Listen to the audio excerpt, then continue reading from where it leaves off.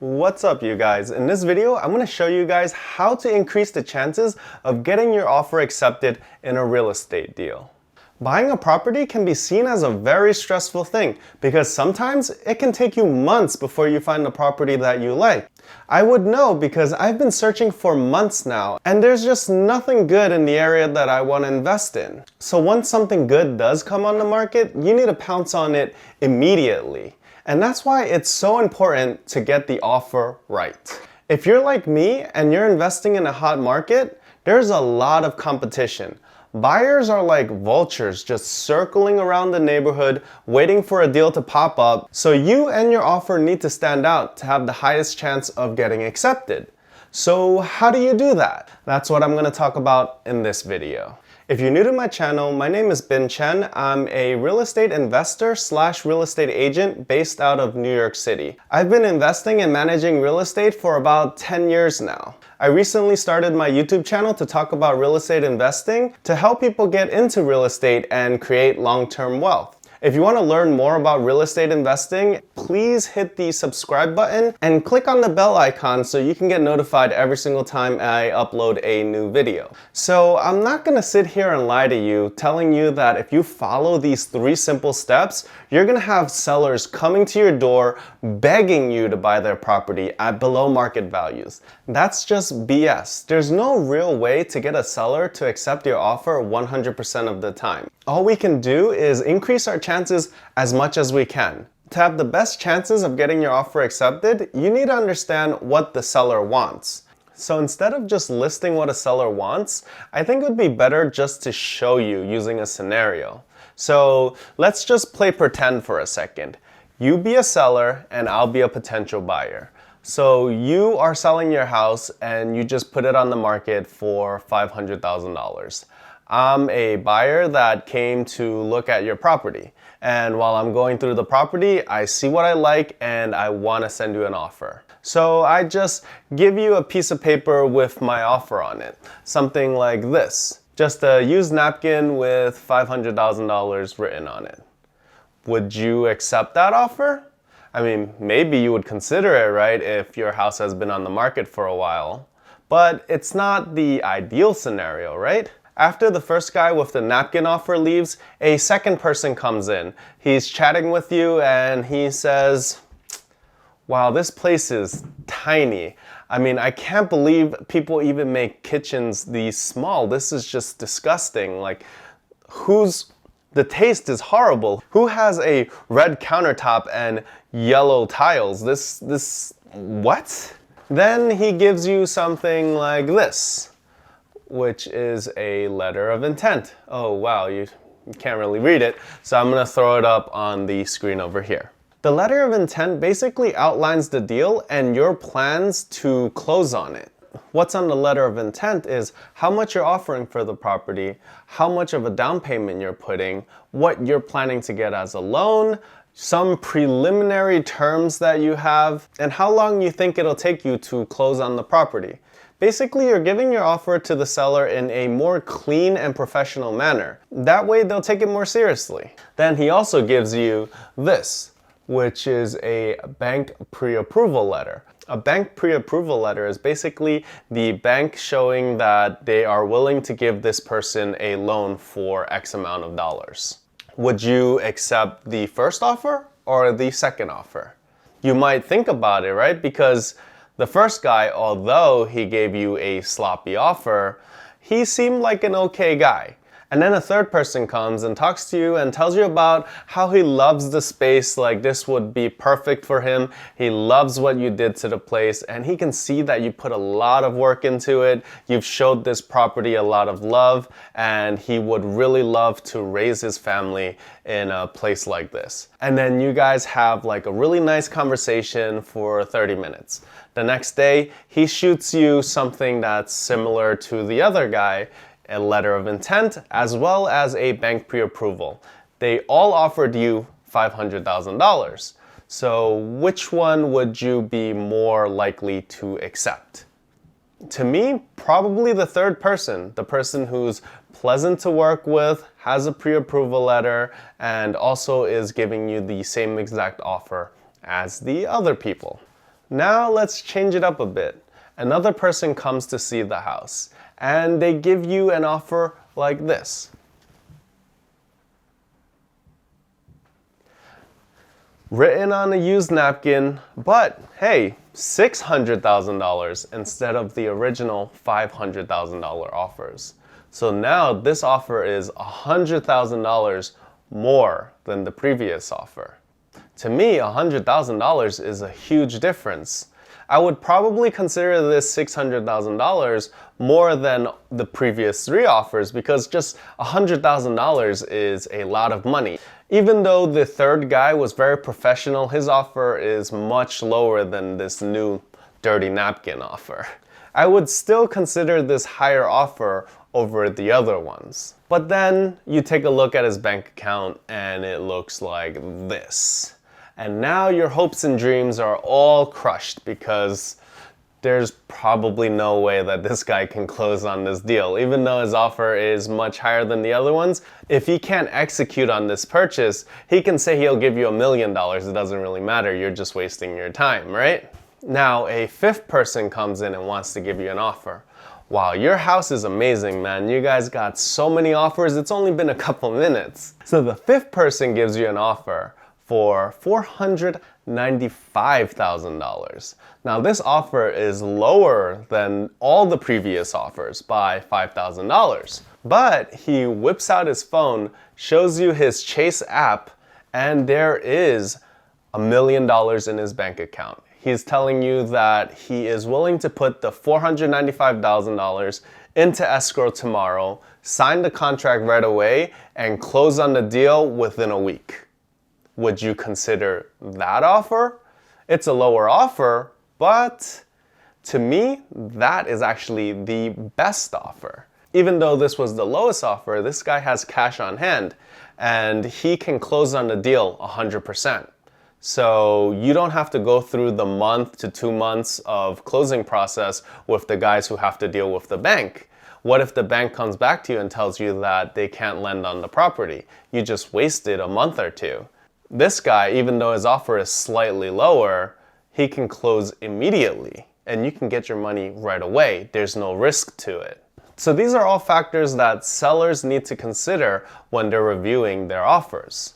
Basically, sellers care about 3 main things: money, ability to close, and also rapport. Money is the obvious one. If you're selling your property, you want to get as much as you can for it, right? So if a seller is putting a property up for $500,000, you give them an offer for $500,000, while everyone else offers them for $50,000, you probably have the highest chance of getting your offer accepted. That's the first thing that the seller looks at.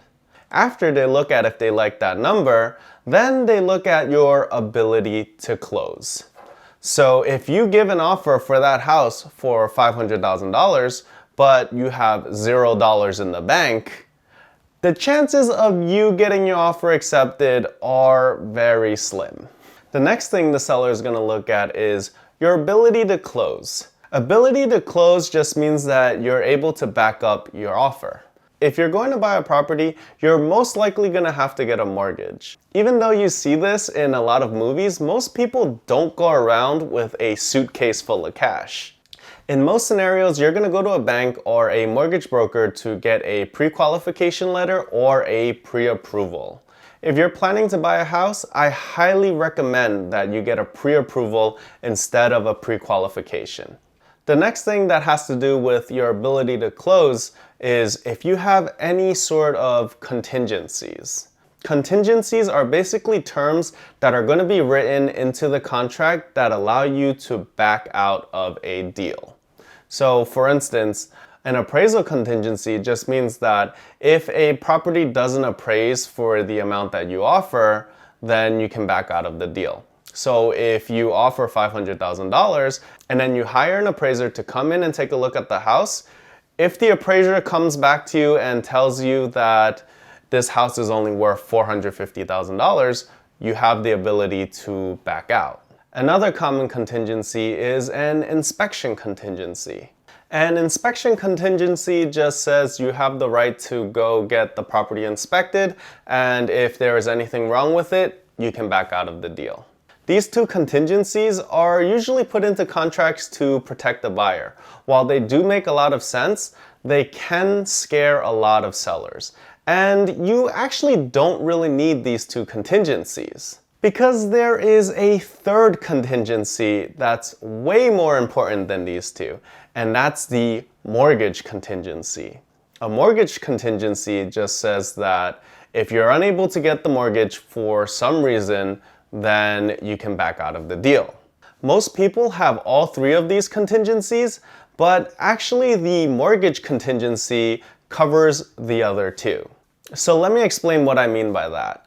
When a bank gives you a mortgage, what essentially is happening is you're buying the property, but the bank gets the right to sell the property and pay themselves back if you don't pay your mortgage.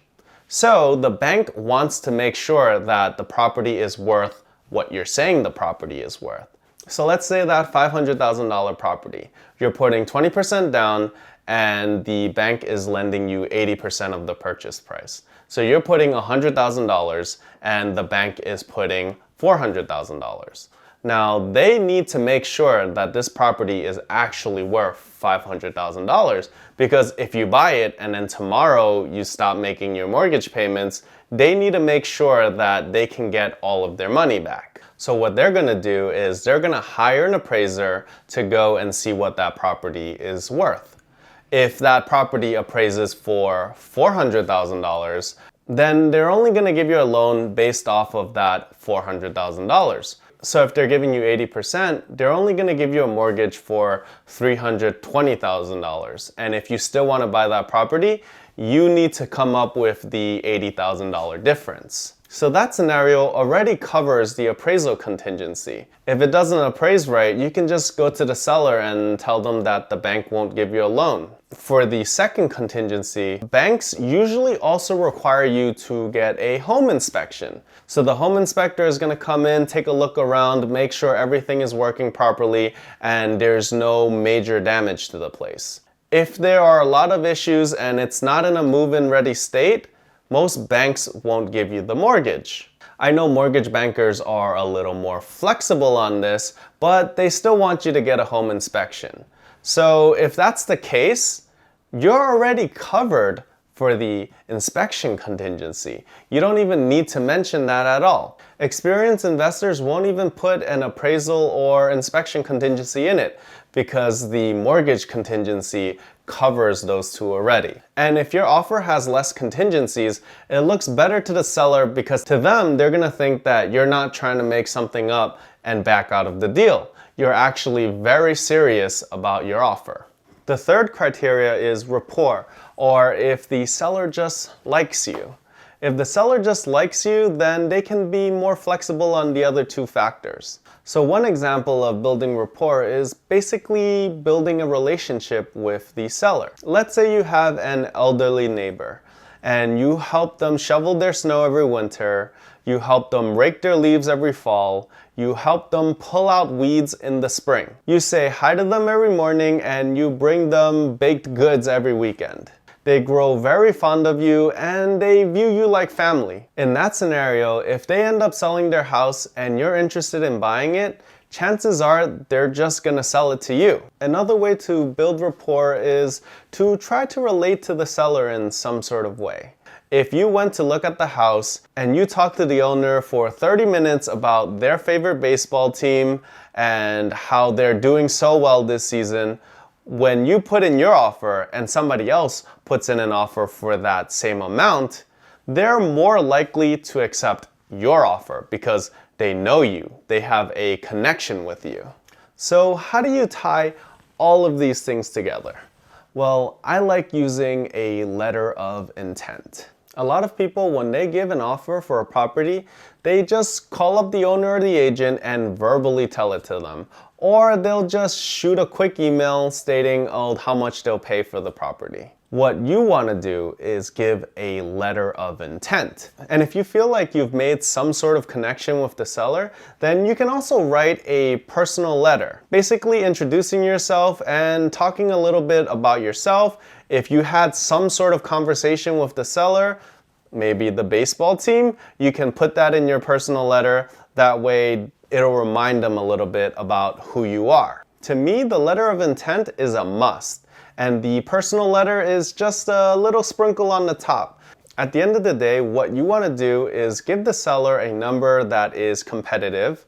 Let them know that you are able to close on the deal and show how serious you are about closing on this deal. No seller wants to sign a contract with a potential buyer and then find out 2 months later that the buyer can't close on the deal. They just wasted a bunch of time and wasted their money on their lawyer. So follow all these tips and you'll have an increased chance of getting your offer accepted. If you've liked this video or found this information useful, please hit the thumbs up. I really appreciate it. If you have any questions, please leave it in the comment section below. And as always, if you want to see more real estate content, please hit the subscribe button. Thanks a lot, and that's it from me for today.